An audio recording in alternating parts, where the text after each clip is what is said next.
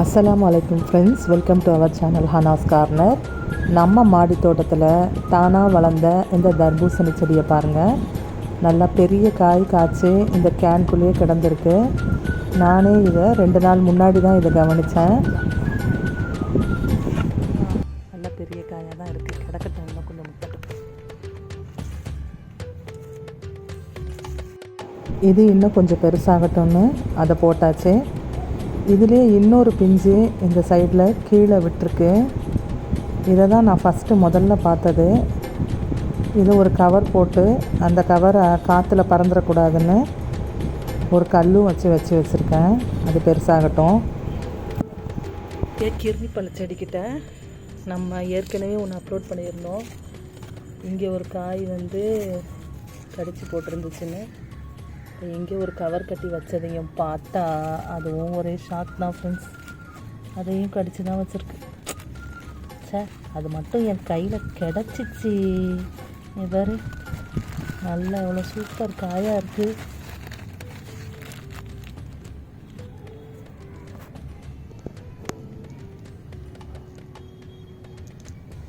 எப்படி போச்சு சார்? இல்லை, நமக்கு கிடைக்காதோ இது.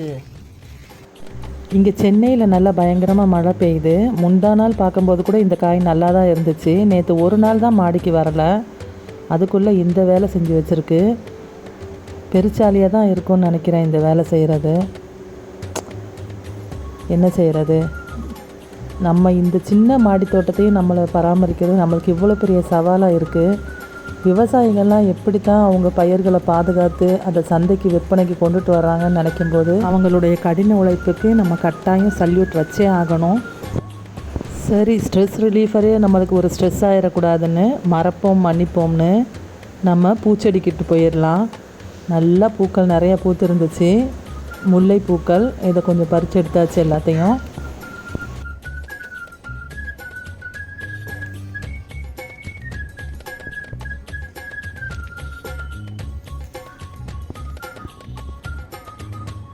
ஃப்ரிட்ஜ் பாக்ஸில் வச்ச மிளகாய் செடி நல்லா காய்ச்சிருக்கு, நல்லா வளர்ந்துருக்கு.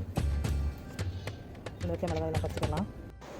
நல்லா இந்த செடியிலேயே நம்ம 1/4 கிலோ கிட்ட மிளகாய் பறிச்சாச்சு ஃப்ரெண்ட்ஸ். இது நல்லா மிளகாய் செடி நல்லா காய்க்கிறதுக்கு நல்ல பெரிய கண்டெய்னர் நம்ம கொடுக்கணும். இது ஃப்ரிட்ஜ் பாக்ஸில் வச்சதுக்கப்புறம் தான் எங்களுக்கு இந்த அளவு காய்ச்சிருக்கு.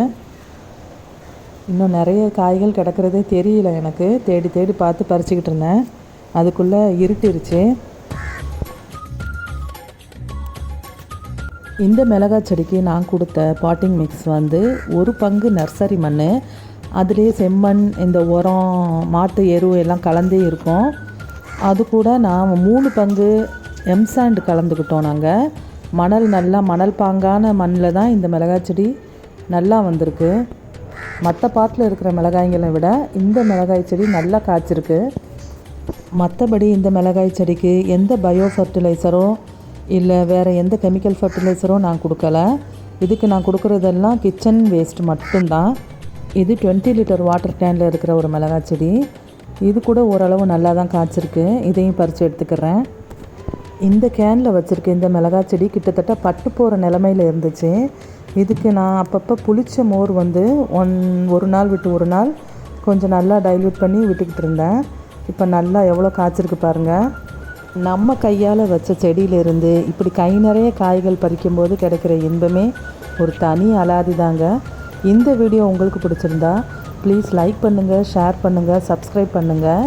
அனைத்து அன்பான உள்ளங்களுக்கும் எங்கள் அன்பான சலாம்.